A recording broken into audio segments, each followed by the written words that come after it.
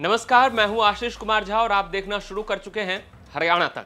हरियाणा में लोकसभा चुनाव के साथ साथ विधानसभा चुनाव की भी सुगबुगाहट तेज हो गई है। इसके साथ ही नेताओं का एक खेमे से दूसरे खेमे और दूसरे खेमे से तीसरे खेमे में जाने का दौड़ भी शुरू हो चुका है। इसी कड़ी में गुरुवार को INLD यानी इंडियन नेशनल लोक दल को तगड़ा झटका लगा है। दरअसल 2022 में कांग्रेस का हाथ छोड़कर इनेलो का दामन थामने वाले कुराराम ने पार्टी छोड़ दी है। उन्होंने ये कहते हुए पार्टी छोड़ी है कि इनेलो का स्थानीय कैडर ने उनका साथ नहीं दिया।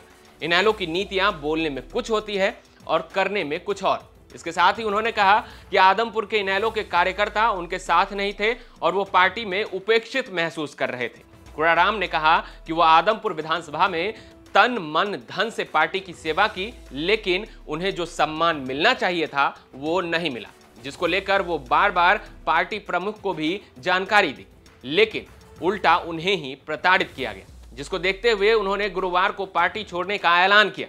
हालांकि उन्होंने आने वाले समय के बारे में कोई घोषणा नहीं की है कि वो आने वाले समय में किस पार्टी में शामिल होंगे, लेकिन इस दौरान वो हुड्डा समेत कुलदीप बिश्नोई पर कटाक्ष करना भी नहीं भूले। कुराराम ने कुलदीप बिश्नोई पर तंज कसते हुए कहा कि वो चुनाव के दौरान ही यहां आते हैं और बाद में दिल्ली जाकर व्यापार करते हैं।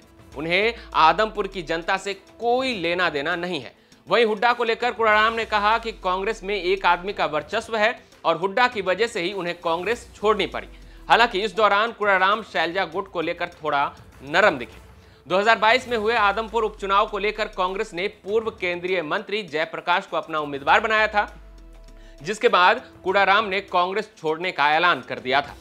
अपने ऐलान के कुछ देर बाद ही उन्होंने इनेलो विधायक अभय चौटाला की मौजूदगी में इनेलो का दामन थाम लिया था, जिसके बाद इनेलो ने कुराराम को आदमपुर उपचुनाव के लिए अपना उम्मीदवार बनाया था। हालांकि इस उपचुनाव में कुराराम को कोई बड़ी सफलता नहीं मिली और उन्हें उपचुनाव में महज 5248 वोट ही मिले। बताते चले कि कुराराम पूर्व मुख्यमंत्री चौधरी बंसीलाल के करीबी थे और वो करीब 42 साल तक कांग्रेस में रहे। हालांकि इस दौरान चौधरी बंसीलाल ने कांग्रेस छोड़ने के बाद अपनी एक पार्टी बनाई, जिसका नाम हरियाणा विकास पार्टी था। कुराराम भी इस पार्टी में शामिल थे। इस पार्टी के आने के बाद कुराराम ने साल 2000 में आदमपुर विधानसभा से चुनाव भी लड़ा, लेकिन उस समय भी उन्हें कोई बड़ी सफलता नहीं मिली और लगभग 3400 वोट ही उनकी झोली में आ सकी, जिसके बाद हरियाणा विकास पार्टी का कांग्रेस में विलय हो गया और कुराराम भी फिर से कांग्रेसी हो गए।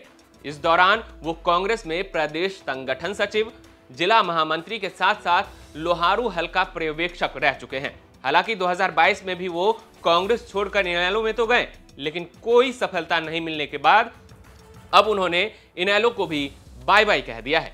अब देखना होगा कि कुराराम फिर से घर वापसी करते हैं या फिर किसी अन्य दल में शामिल होते हैं। इस वीडियो में इतना ही। सबको नमस्कार।